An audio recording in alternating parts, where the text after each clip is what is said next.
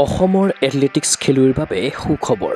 সৰুসজাইত athletic academy নিৰ্মাণৰ প্ৰস্তুতি তুংগত।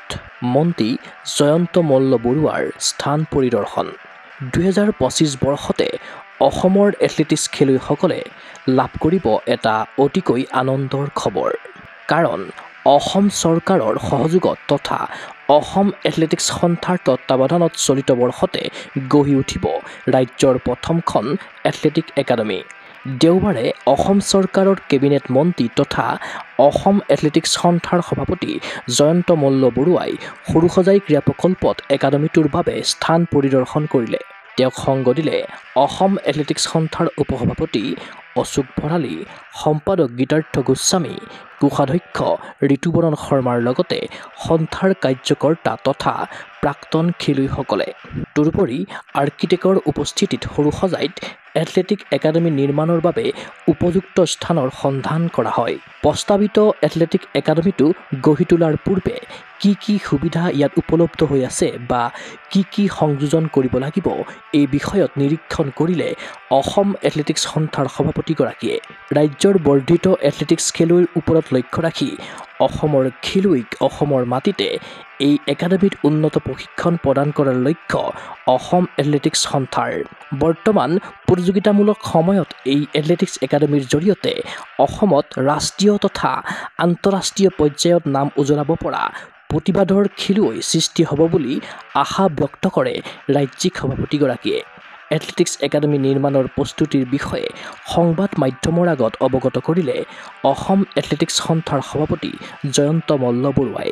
অসম এথলেটিক সন্থাই এখন এথলেটিক একাডেমী বনাবৰ কাৰণে প্ৰস্তুতি চলাইছে আৰু আজি আমি সকলো কাৰ্যকৰ্তা আহি ইয়াত আমি গোটেই স্থান পৰিদৰ্শন কৰিছোঁ।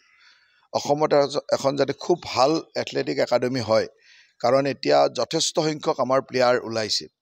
প্লেয়াৰসকলক যদি ভালকৈ একাডেমী এখনত ৰাখি ভাল ট্ৰেইনিং বা বাহিৰৰ কোচ আনি সুবিধাবিলাক দিব নোৱাৰোঁ, তেতিয়াহ'লে নেশ্যনেল বা ইণ্টাৰনেশ্যনেল লেভেলত কম্পিট কৰিব পৰা প্লেয়াৰ ওলোৱাটো আজিকালি কঠিন হৈ পৰিছে। আৰু সেইকাৰণে আমাৰ প্লেয়াৰসকলক আমাৰ ইয়াতে অসমতে কেনেকৈ সুবিধা দিব পাৰে তাৰ এটা পৰিকল্পনাৰে আমি অসম এথলেটিক সন্থাই অসম চৰকাৰৰ সহযোগত এখন এথলেটিক একাডেমী কৰাৰ পৰিকল্পনা কৰিছিলোঁ। আৰু আজি এই অঞ্চলটো আমি পৰিভ্ৰমণ কৰিব আহিছোঁ যে কি সুবিধা ইয়াত আছে আৰু কি সংযোজন কৰিব লাগিব।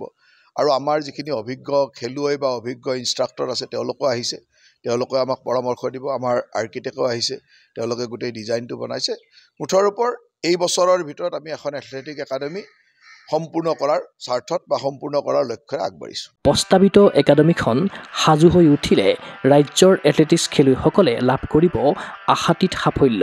এই একাডেমীখন ক্ৰীড়া ক্ষেত্ৰত ৰাজ্যখনৰ বাবে হ'ব এক যুগান্তকাৰী পদক্ষেপ। ক্ৰীড়া অনুৰাগীৰ আশা অসম চৰকাৰৰ সহযোগত তথা অসম এথলেটিক্স সন্থাৰ বলিষ্ঠ নেতৃত্বত 2025 চনতে সম্পূৰ্ণ হৈ উঠক বহু প্ৰতীক্ষিত athletics academy. News desk report Google sports এনি। ফিজিকেল এডুকেশ্যন বিষয়ত ডিগ্ৰী পাঠ্যক্ৰমৰ কাৰণে অসম তথা উত্তৰ পূৰ্বাঞ্চলৰ প্ৰথমখন শিক্ষানুষ্ঠান অভিৰুচি ইনষ্টিটিউট অৱ ফিজিকেল এডুকেশ্যন। 2 বছৰীয়া ফিজিকেল এডুকেশ্যনৰ BPEd পাঠ্যক্ৰম আৰু 4 বছৰীয়া BPES পাঠ্যক্ৰমৰ বাবে নামভৰ্তি চলি আছে।